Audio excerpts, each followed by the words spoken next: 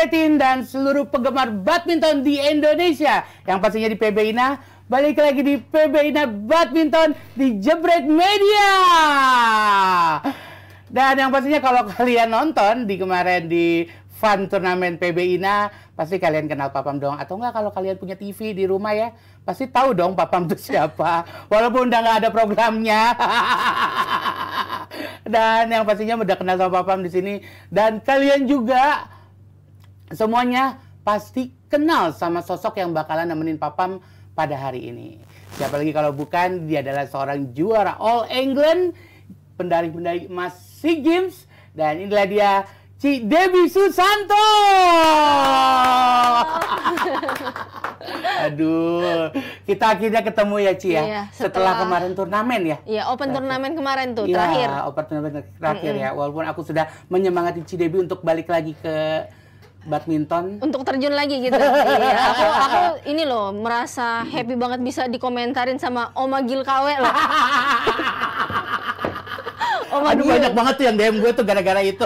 Iya, Oma Gil KW. Oma Gil KW ya. Oke, tapi sekarang akhirnya lebih senang jadi pandit aja nih di sini nih. Ya, ternyata asik juga ya. Asik juga ternyata. Asik juga menikmati menjadi seorang netizen ya. Cuma Iya, sebentar komentar-komentar aja ya. Sisi pengamat gitu. Sisi pengamat ternyata ya. enak yang ngomong doang gitu, pengamat netizen. Dan yang pastinya buat teman-teman di rumah, Jebret tim semuanya, kalau mempertanyakan kenapa Papam di sini? Apakah Papam seorang yang jago badminton? Tidak, saya hanya paham doang ya. Saya hanya penikmat sama seperti kalian yang demennya komentar aja. Saya di sini mewakili kalian untuk berkomentar gitu. Dan yang pastinya untuk hari ini kita bakal ngebahas tentang turnamen yang sedang digelar minggu ini ya. Iya. Yang minggu ini ada di Malang. Kalau nggak salah. Dan ini adalah sebuah rentetan turnamen dari yang dua minggu lalu kalau nggak salah. 2 minggu lalu ya, di Jogja. 2 minggu lalu di Jogja ya. Dan hari ini minggu ini ada di Malang. Iya. Itu kalau boleh diceritain itu turnamen internasional series atau apa sih jatuhnya, Ci? Jatuhnya International Challenge. Jadi International Challenge. Jadi dia itu di atasnya satelit ibaratnya gitu. Oke. Nah, jadi dia kan ada beberapa step tuh. Nanti dari International Challenge baru nanti ada Super 100, Super 300, Super 500, 750 sama Super 1000. Oke, dan untuk menuju ke sana lebih jauh lagi kita pengen ngobrol sedikit tentang si Ci Debbie ini nih. Iya. Ini salah satu pemain yang favorit Papam yang sering DM-DM-an di rumah Iya. sama Ci Debbie. Sebenarnya kita sering DM-DM-an Sering loh. DM-DM-an. Dan ini fun fact-nya, kita kalau DM-DM-an selalu di atas jam 12 malam. Iya, bener banget. Bukan karena ada apa-apa, tapi disitulah seorang ibu sudah mendapatkan me time-nya. Iya, betul. Bukan begitu Ci Debbie? Selalu ya kayak. Selalu ya. Anak udah tidur. Iya, udah bisa rebahan, megang HP, baru Iwan udah saatnya. tidur juga. Saatnya gibah. Saatnya gibah. Kita nggak gibah, Ci. Kita nggak gibah. Tapi nih Kak ya, aku tuh sebenarnya penasaran. Kan sebenarnya sepengetahuan aku nih banyak banget artis-artis tuh yang nggak terlalu paham sama badminton. Kan kalau Kapam kan ya punya TV kan, semua yang nonton di sini ya. Maksudnya kan pasti tahu gitu, Kapam sering warawiri di TV. Kok bisa sih Kak hobi gitu sama badminton? Sekarang kenapa gue jadi yang diwawancara? Enggak. Ini gue hostnya di sini. Penasaran gitu loh, kok bisa gitu warawiri di badminton kan jarang gitu. Oke, ini FYI buat teman-teman semuanya gitu ya. Saya ini salah satu pembela atlet. Oh iya. Yang kalau atlet lagi dibully. Ya, Mungkin setuju, kalau setuju. pada notice nih, banyak akun-akun badminton kalau ada atlet lagi kalah apa, banyak kan netizen-netizen suka pada ngebully, itu pasti saya bakalan keluar. Saya adalah pembela kebulian di situ. Pembela kebenaran. Karena saya berawal dari calon atlet yang punya impian besar, yang akhirnya jadi badan besar, bukan impian besar. Jadi saya akhirnya berhenti menjadi pemain sebelum menjadi pemain gitu. Dulu saya sempat latihan, tapi karena ya udahlah ya badan membesar ya, puberty goes wrong kalau dibilang. Jadi begini ya udah stop lah mainnya gitu. Nonton aja sekarang. Tapi hobi Kak ya? Hobi juga masih main sampai sekarang. Dan yang pastinya support terus badminton Indonesia. Siap. Saking supportnya nih, kalau mungkin Ci Debbie sama teman-teman atlet semuanya tahu setiap Juli itu pasti ada Indonesia Open. Itu pasti gue selalu telepon manajer gue, jangan kasih kerjaan gue seminggu full. Kosongin Dan gue pasti nonton dari penyisihan sampai final ada di sana. Gila nggak tuh ya, luar biasa. Disitulah akhirnya saya bisa bertemu dengan Debbie Susanto, dulu Linda Weni Vanitri, terus sampai Nitya Krisinda, jadi akhirnya masih jadi sahabatan sampai sekarang gitu. Iya. Oke, dan ini kita balik ke Malang nih untuk nanya-nanya nih, kalau dibilang kan tadi ini kan International Challenge. Itu bisa dibilang di bawah Super Series ya? Jauh sih, masih jauh di bawah Super Series. Dan di atas Sirnas mungkin kalau kayak gitu, Ci? 2 tingkat di atas Sirnas. Iya, jadi kan ada satelit dulu, habis itu baru International Challenge.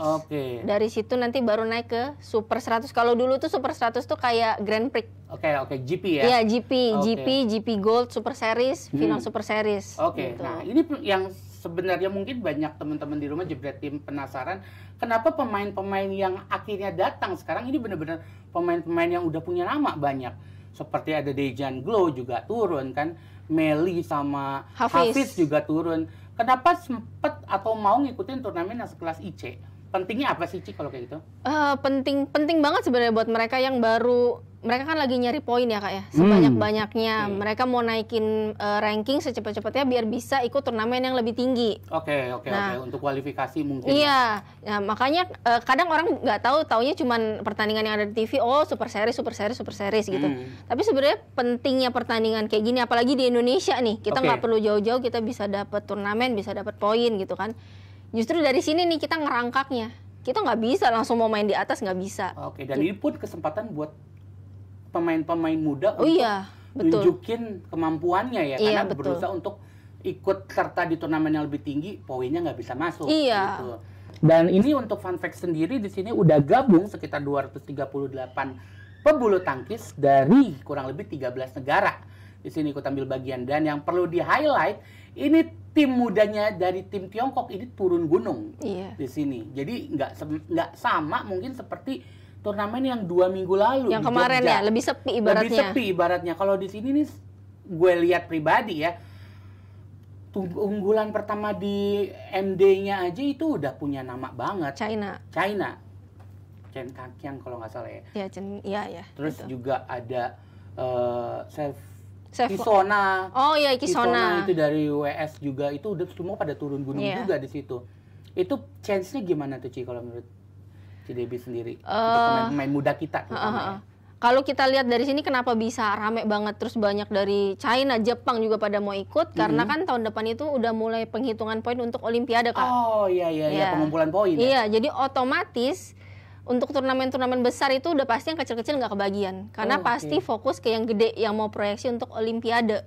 Jadi mereka nggak mungkin dapat jatah deh untuk berangkat. Nah, makanya mereka harus cari pertandingan-pertandingan yang lebih kecil, di bawah, biasanya di bawah 500 tuh, 300, 100 International Challenge gitu. Mereka cari di situ. Kalau nggak, mereka nggak akan dapat jam terbangnya gitu. Dan yang pastinya ini juga kita bisa lihat sendiri kalau pada ngikutin juga nih ya Jebret Tim semua di rumah ya. Ini turnamen IC kali ini ya, itu kemarin yang udah pada juara itu udah banyak yang gugur di babak pertama ya. Kemarin seperti Anggia sama Laras kalau nggak salah. Iya, pasangannya Laras. Itu langsung kalah kemarin di round pertama kalau nggak salah ya. Dan yang pastinya ini udah ada yang standby di Malang. Itu teman kita dari Pandit Ina juga ya. Ini ada Coach Andre yang lagi nemenin anak didiknya yang merupakan couples dari Debbie juga kemarin. Hai Coach Andre. Halo, Dek. Halo. Waduh. Gimana nih tugasnya sebagai coach di Malang? So far kan bawa 2 pair. Tadi satu kalah sama China. Satu tadi ada Yusuf Alfianeko menang lawan 98 dari Malaysia. Jadi satu pair udah kalah, Coach? Sorry? Satu pair udah kalah berarti tadi, Coach? Tadi satu pair kalah sama China. Ya, kan yang China-nya juga lumayan bagus sih. Tenaganya lebih kuat. Di sini juga arah angin lumayan nih, anginnya lumayan kenceng juga di sini. Jadi ya kalau mau lihat situasi dan kondisi, langsung ada kita. tahu di pemain mana nih. Untuk Korea tuh udah pada tadi ada Jiting, So Haodong juga main, Go Junwei juga main. Tadi ada Pancia juga main. Jadi lumayan lah, banyak pemain-pemain yang biasanya main di level atas main di sini. Ya benar yang kata tadi Debbie bilang, kan tahun depan udah mau qualifying Olimpik, jadi mereka mau coba dapat poin dulu, dan kan sisa turnamen tahun ini juga udah nggak banyak, jadi mungkin manfaatin yang ada lah sekarang. Oke, dan ini kan kalau dibilang tadi tinggal 1 pair lagi nih, targetnya kemana nih coach? Kalau nggak salah ini target pair yang satu ini yang sempat juara di 2 turnamen sebelumnya ya? Iya, Alfian Eko yang kemarin juara di Jogja. Ya. Ya targetnya kan, ya kemarin kita juara, ya pengennya sekarang bisa masuk at least semifinal atau final. Kan ini juga, ini International Challenge rasa Super Series, jadi lumayan lebih bagus. Ini, tuh, ada Ginway, rame ya? ada pemain. Tadi ada Hafiz tadi juga main, belum main, besok Gloria Dejan, terus Hafiz Meli tadi menang, siapa lagi ya? Bobby kemarin menang sama unggulan pertama dari Jepang. Bobby Setiabudi, Iksan, Rumbai kalah. Iksan Rumbai. Kemarin udah kalah. Banyak upset, banyak kejutan, banyak yang seru-seru juga. Ternyata pemain-pemain Cina yang muda bagus-bagus. Ini Jepang juga tim kedua juga mulai main, kayak Inoue main sini. Terus ada Reiko Gunjin juga main ya kayaknya ya. Kaneko main. Juara dunia kemarin ya. Sorry? Reiko Gunjin kalau nggak salah yang juara dunia WS junior itu turun juga ya. Jadi ini juga Taiwan main, ini Korea yang kemarin jadi penentunya tim Uber atau Sudirman yang kemarin di juaranya itu lagi main. Di Kor 1. Ini benar-benar rasa super series ini ya. Itu baru main. Kor 1 lawan Yulia Susanto. Oke, ini juga kan Coach Andre. Ini kan kita juga benar, pindah. Oh, pindah. Pindah lokasi dulu. Sehat dulu, Berry. Ini ada Berry ya. Oh, ada Berry. Wah, ada Berry itu. Hai Berry. Wah. Congrats kemarin jadi runner up ya, Ber. Ada Mas Rian. Iya, Berry dan Mas Rian. Dia baru mau main. Oh, kontributor yang benar-benar punya all access ya, Coach. Depan nih, aman nih, orang. Oh, ini lebih sepi nih kayaknya, di sini lebih tenang nih. Oke. Coach, ini kan juga kita tahu sebagai salah satu ajang untuk pembuktian nih buat pemain-pemain muda kita ya. Dan terutama ini juga ada salah satu pemain kita yang akhirnya diputuskan untuk menjadi rangkap nih, Coach. Ya, Nita kalau nggak salah, Nita Vitalia Marwa ya kalau nggak salah. Itu dia berpasangan. Iya, Nita Adnan ya, yang kalau nggak salah minggu lalu sama Indah ya, Adnan ya. Adnan Indah. Karena pasangan aslinya cedera ya, Michelle Bandoso ya. Oke. Itu kira-kira. Jadi kira-kira ini kan sebenarnya si Nita ini kan harusnya mainnya ganda putri gitu. Kalau dimasukin ke ganda campuran ini bakalan ngeganggu konsentrasi nggak, Coach? Sementara kalau Coach sendiri kan dulu juga main rangkap nih. Coba. Kayaknya sih enggak, kan sebenarnya kan juga Nita kan pasangan tetapnya Putri Syah itu kan juga masih cedera. Iya. Terus sementara baru masih dicari dia mau partner siapa berikutnya kan masih belum tahu. Dan Adnan kan juga sekarang harusnya sama Michelle juga cedera kemarin main sama Indah dicoba-coba, jadi kayaknya tetap dikasih jam terbang aja. Kalau juga kan belum targetnya belum terlalu tinggi, bukan priority Olimpik juga. Jadi masih dicoba partner. Siapa tahu kan tahun depan penghitungan Olimpik udah dapat partner yang klop, dia bisa coba buat qualify lah. Oke. Jadi ini sebenarnya benar-benar ajang untuk pembuktian dan juga ajang untuk pemanasan mungkin ya. Iya. Dilihat mungkin patternnya arahnya kemana, bagusnya di mana. Siapa tahu aja klop bisa diterusin gitu. Bisa. Kalau Cidebi sendiri pandangannya gimana nih untuk melihat yang rangkap kayak gini? Sebenarnya kalau untuk rangkap kayak gini ya kayak jujur aja kalau dari klub kan sebenarnya kita udah dibiasakan untuk main rangkap. Iya, karena dulu sih ya di klub itu nggak ada justru sektor ganda campuran. Jadi cuma tunggal putra, tunggal putri, ganda putra, ganda putri. Oke, nice info nih. Mungkin jebret tim di rumah belum ada yang tahu nih fun fact seperti ini. Jadi kalau di klub sendiri nggak ada itu yang namanya ganda campuran? Kalau untuk sekarang mungkin udah ada ya. Tapi kalau untuk dulu sebenarnya nggak ada. Jadi ganda campuran itu dulu cuma sektor pelengkap. Kalau dulu, iya, jadi kita main ganda putra, ganda putri. Nanti setiap hari Rabu atau hari Jumat kita gabung nih main cowok-cowok. Nanti di situ kita main mix sambil pelatih lihat siapa nih kira-kira yang punya potensi bisa untuk main rangkap, bisa untuk main mix gitu. Nanti biasa habis itu kita ditanya nih, mau nggak kamu main rangkap, main mix gitu. Oh gitu. Ya, jadi sebenarnya dari awal dari di klub kita udah terbiasa untuk main rangkap gitu. Karena kalau kita tahu sendiri kalau pemain-pemain yang sudah keluar dari pelatnas atau sudah mandiri ya, jadi independen pemain ya, itu banyak yang akhirnya main rangkap. Iya. Itu jadi bukan cuma pemain double rangkap jadi dari mix double ke ganda putri atau ganda putra aja, justru malah banyak pemain yang dari tunggal rangkap jadi ke ganda. Iya. Gitu. Itu sebenarnya nguras tenaga nggak sih, Ci, kalau kayak gitu?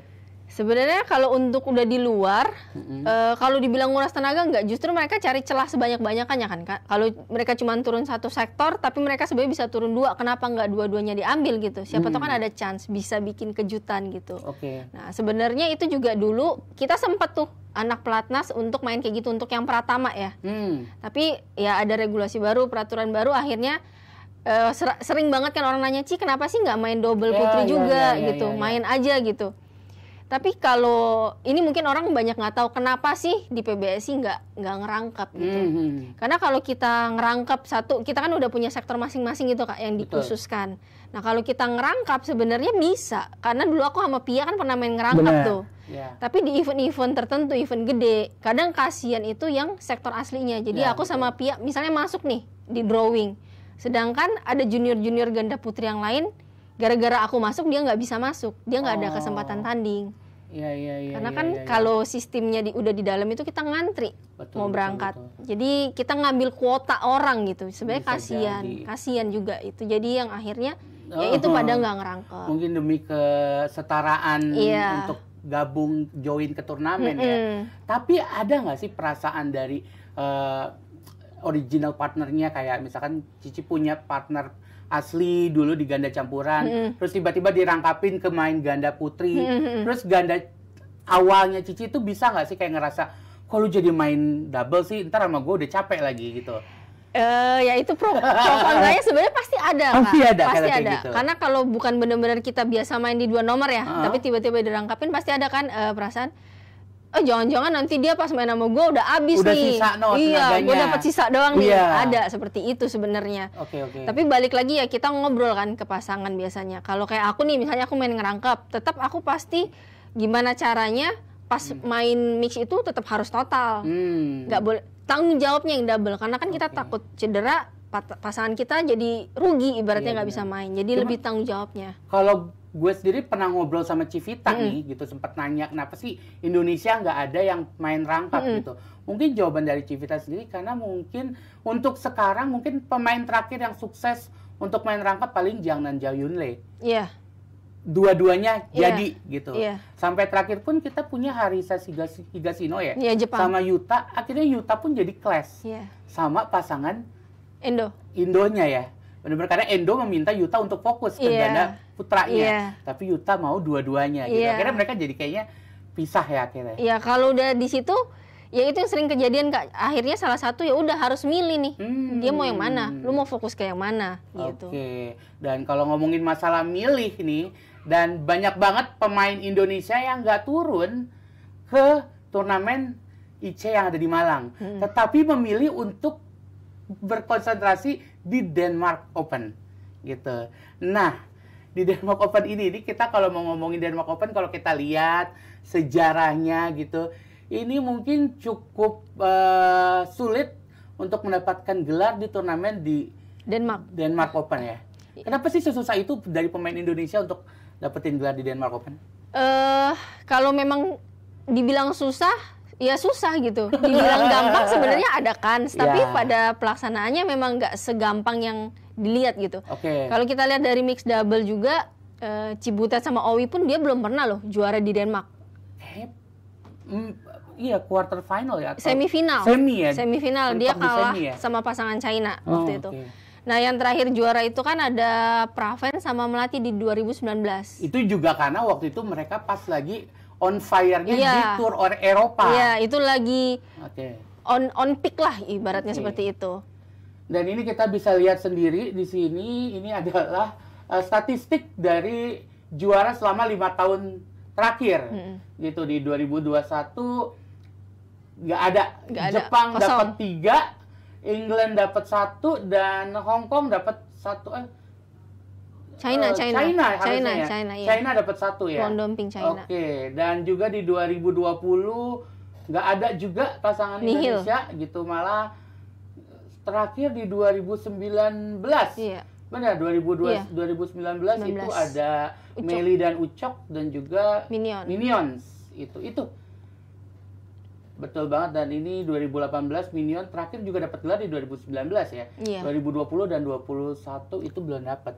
Nah, apakah dengan berakhirnya masalah yang dialami sama Minions kemarin bisa untuk mendapatkan gelar di Denmark Open besok sebagai turnamen pembuka kayaknya untuk mereka gabung lagi setelah turun tahta di nomor 3 ya kalau nggak salah sekarang. Kalau lihat secara pribadinya sebenarnya mereka itu kan masih pasangan yang terbaik yang Indonesia miliki gitu loh Kak.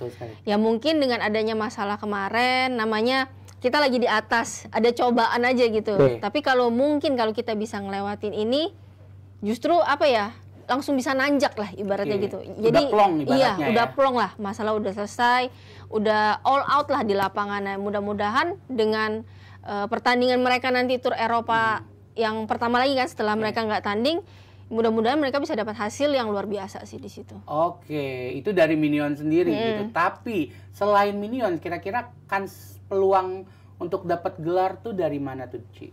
Di Denmark Open besok nih ya. Menurut Ci Debbie. Kalau lihat dari performa ya, penampingan ya, selain ganda putra ya, sebenarnya ada kans di ganda putri. Ganda putri? Apri Fadia. Fadia ya, iya, oke. Apri Fadia. Itu mungkin ada kans di situ. Iya, karena lihat penampilan mereka kan juga belakangan ini luar biasa banget. Betul gitu. Banget. Mereka udah ngalahin top 10 loh. Semua top 10 itu mereka udah kalahin. Jadi ya kans mereka itu terbuka besar untuk juara. Banget. Itu kalau dari pandangan seorang Debbie Susanto. Kalau sebagai coach nih dari Andre Aditya, kira-kira pandangan seperti apa nih soal Denmark Open yang 2022 besok nih? Hai coach, masih bareng kita kah? Halo. Masih dong. Gimana nih coach, kira-kira nih untuk Denmark Open besok nih ya? Denmark Open. Peluang menurut saya ya tetap ganda putra, tetap jadi tumpuan siapapun itu ada. Ada Sinyo Kevin, ada Fajar, ada Baba sama Kojek. Yang nggak nutup kemungkinan juga Leo sama Daniel, Bagas sama Fikri. Tapi benar yang Debbie bilang, menurut saya ganda putri juga chance-nya besar karena di beberapa turnamen terakhir dia baru 5-6 kali turnamen, dia udah juara 2 kali di Indonesia Master, di Malaysia Master, udah juara Malaysia 750 malah dia juara. Sudah performanya emang lagi naik, tinggal gimana persiapannya kan setelah kejuaraan dunia sama Jepang kan lama, pasti harusnya persiapannya lebih bagus. Jadi udah tinggal siap perang lah. Denmark sama Paris udah siap perang. Jadi amunisinya udah siap, mental, fisik, strategi pasti kan kalau Eng Hian udah mikirin, tinggal dia bisa kan nerapin di lapangan. Oke. Tapi nih, kalau dari coach pribadi nih, kan pernah berada di venue yang ada di situ, di Denmark Open. Ya. Apa sih yang kemungkinan ini penyebabnya Indonesia masih belum bisa nambah gelar lagi setelah 2019? Menurut saya tuh lapangannya nggak ada angin. Iya. Oke, nggak ada angin. Oh, susah tuh lapangannya nggak ada angin. Gitu tuh. Lapangannya nggak ada angin sama shuttlecocknya lambat. Iya, betul banget. Boleh jujur, Indonesia lapangan angin shuttlecock kenceng. Juara. Mostly kita bisa juara Indonesia Open, Singapura Open, India Open, Malaysia Open, kita banyak gelar. Itu karena shuttlecocknya kenceng. Lapangannya berangin. Rata-rata pas pemain Indonesia ada aja yang buat kejutan. Oke, dan penontonnya pun nggak kalah sama Istora kalau nggak salah ya? penontonnya kalau Denmark nggak seru. Oh, sunyi senyap. Senyap. Tepuk tangannya kalau dapat poin doang. Oh, jadi udah nggak ada angin, sepi, kayak di kuburan baru kali ya. Iya. Tapi Eropa yang paling mending malah di Prancis. Shuttlecock-nya lebih kencang, walaupun anginnya nggak terlalu. Shuttlecock-nya lebih kencang di sana. Oh gitu. Kalau Jerman sendiri? Jerman saya main di waktu itu di Saarbrücken. Mirip-mirip lah, mirip-mirip Denmark gitulah kalau di Jerman.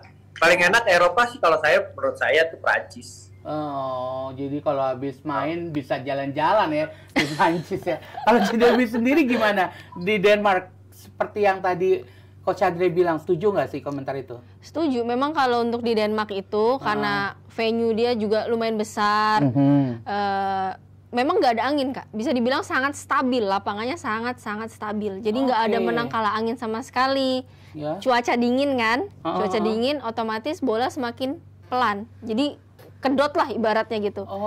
Nah itu pemain Asia memang kadang sedikit agak kewalahan gitu. Karena memang ya itu benar tadi, kalau kita mainnya di Prancis pasti lihat rata-rata pasti yang juara Asia. Karena satu angin, terus bolanya kenceng, iya. Jadi lebih ke main pintar teknik gitu. Tapi kalau kita memang di Denmark, kita harus mainnya udah main otot. Siapa yang punya, siapa yang punya power gede, nah itu pasti sangat menguntungkan. Jadi bisa dibilang Excellent bakal menang lagi nih di rumah sendiri. Iya, kayaknya sih gitu. Papa Vega bakal menang lagi ya. Kayaknya sih gitu dia.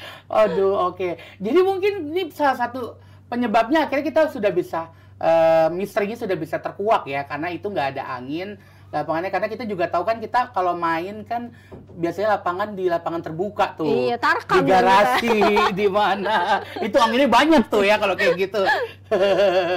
Tapi memang Kak, kalau bisa dibilang orang atlet Indonesia ya suka sama lapangan yang berangin. Oh gitu. Iya, suka sama lapangan yang berangin ya. Tapi bukan berarti kita besok nggak bakal dapat gelar. Iya gitu. Enggak dong. Kita pasti support full untuk seluruh tim Indonesia yang berangkat nanti di Denmark Open 2022. Oke. Dan ini sebelum kita selesai nih, kayaknya kita nggak akan kelar-kelar kalau ngomong nih. Sama seperti kalau kita DM-DM-an ya, Ci ya. Jam 12 tiba-tiba di jam 2 aja. Udah tidur-tidur. Udah tidur, Ci. Besok kita kerja. Dan ini sekarang kita bakal ngebahas tentang negara yang mungkin juga besok bakalan terjun ke Denmark Open. Itu yang mungkin sekarang ini perlu diwaspadai. Yaitu negara Kanada ya, kalau nggak salah ya. Oh, Kanada. Iya, Kanada. Ini banyak banget pemain naturalisasi yang akhirnya ngebela Kanada, dan pun Kanada sekarang jadi salah satu negara yang cukup dipertimbangkan untuk badminton ya. Gitu. Kalau CDB sendiri dulu pernah nggak sih lawan dari pemain Kanada? Kalau untuk dulu masih dia masih pemain lokalnya aja, Kak. Pemain lokal tapi yang keturunan ya mungkin ya. Iya, keturunan, tapi masih benar-benar yang pemain lokal. Kalau bisa kita bilang kalau untuk pemain lokalnya sendiri memang kurang lah potensinya, segala macam kurang. Makanya kenapa banyak banget pemain-pemain Asia nih. Contohnya Indonesia. Pemain yang udah keluar dari PBSI misalnya. Terus dia masih mau berprestasi. Jadi pasti perginya kalau nggak ke Amerika, ke Kanada yang nggak ada pemainnya. Jadi mereka peluangnya gede banget. Kalau kita bisa lihat sekarang untuk salah satu pemain Indonesia yang terjun ke Kanada itu mungkin ada Iksan Maulana Mustafa ya. Salah satu pemain tunggal putra Indonesia yang sekarang akhirnya ngebela dan coaching di Kanada. Soalnya kalau kita lihat Kak, kenapa dia coaching juga? Karena memang untuk Eropa pasti nyari itu untuk pelatih, untuk daya tarik itu pasti nyarinya Asia. Dan pasti kalau di Kanada nih, bisa nanya Andre kan dulu di Kanada nih. Pasti untuk klub-klubnya tuh orang tuanya pasti nanya, pelatihnya dari Indonesia bukan? Itu daya tarik banget untuk klubnya sendiri. Dan salah satu pemain yang lagi berkembang juga nih di Kanada ini ada Jason Gunawan kalau nggak salah. Kita bisa tanya langsung sama Coach Andre yang pernah ngelatih di Kanada ya. Coach Andre. Ya. Ngebahas Kanada nih, Coach. Pernah di sono dong? Dingin. Aduh. Dingin banyak beruang. Ya Allah. sebegitu berkembangnya kah di Kanada sampai pemain-pemain kita memilih untuk membela ke sana dan coaching di sana, Coach? Ya, kalau menurut saya emang kan di sana mostly itu kan di sana nggak ada national team.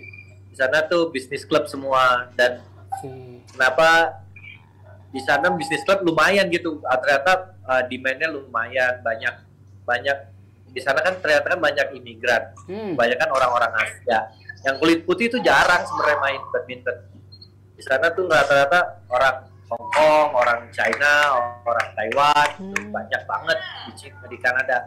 Tapi mereka emang mungkin lahir dan besar di sana, terus ya orang tuanya mungkin waktu di Cina hobinya badminton. Jadi ya banyak sekarang mungkin di Kanada, di Toronto itu, di Markham mungkin ada 15-20 klub dengan jarak 100-200 meter. Tuh ada klub A, klub B, klub C. Itu udah kedekatan semua. Oke, jadi ngumpul dalam satu venue itu ada beberapa klub gitu, Coach? Iya, dalam satu daerah lah, namanya Markham. Dari Markham itu dari gedung A, di gedung B beda 200 meter, 300 meter ada lapangan badminton, ada klub. Terus di sana ada klub lagi, ada lapangan lagi. Pasti, dan rata-rata banyak banget orang Indo sekarang. Waktu saya di sana tuh mungkin masih sepi, masih belum terlalu banyak. Tapi sekarang dengar dari teman-teman yang masih di sana, semua klub rata-rata adalah 1 atau 2 orang Indonesia yang di Kanada. Untuk fasilitas latihan sendiri gimana tuh, Coach? Lebih baik kah dari negara-negara lain? Enggak, menurut saya sih fasilitasnya karena mereka itu masih bisnis klub. Sebuah pemerintah juga belum support terlalu banyak karena kan nggak populer kan di Kanada soal badminton. Tapi karena banyak pelatih asing, ya gitu, pelatih asing diimpor, daya tariknya banyak, dan anak-anaknya jadi banyak. Terus pelatihnya kan rata-rata masih muda-muda yang baru belajar atau gitu-gitu. Jadi bisa sparingin mereka juga pemain-pemainnya. Oke, ya udah kalau kayak gitu deh, Coach, karena waktu kita udah tinggal dikit. Terima kasih banyak untuk Coach Andre dan selamat bertugas lagi. Sukses untuk pairing yang terakhirnya, semoga dapat juara lagi. Dan yang pastinya salam buat seluruh pemain-pemain Indonesia yang lagi berlaga. Thank you, Coach Andre. Thank you. Bye. Oke, satu buat Kak Debbie nih. Si Debbie, pertanyaan terakhir. Kan tadi banyak sendiri, Ci Debbie juga bilang banyak banget tawaran untuk akhirnya pemain Indonesia ditawarkan untuk menjadi pelatih sana. Si Debbie sendiri berpikiran nggak untuk hijrah ke Kanada? Enggak sih kayaknya. Enggak, di sana nggak ada seblak, nggak ada mie ayam, nasi padang. Aku nggak bisa tanpa nasi padang. Oke, jadi pertimbangannya itu mungkin kalau Kanada bisa bikin seblak ala Kanada, mungkin Ci Debbie bakal mempertimbangkan ya. Nasi padang. Iya, aku nggak bisa. Perut aku perut kampung. Ya, pokoknya thank you banget buat teman-teman Jebret Team. Yang pastinya kita juga mendoakan kepada seluruh pemain yang bakalan nanti terjun di Denmark Open 2022. Dan seluruh pemain juga yang lagi berlaga di Malang yang masih bertahan. Dan nanti minggu depan juga di Malang lagi ada lagi. Semoga bisa mendapatkan hasil yang maksimal dan mendapatkan target yang dicapai gitu. Dan minggu depan PB Ina juga bakalan balik lagi, station terus, yang pastinya tetap di PB Ina. Thank you buat Ci Debbie, thank you juga buat tim Jebret, tim semuanya. Bye bye. Thank you.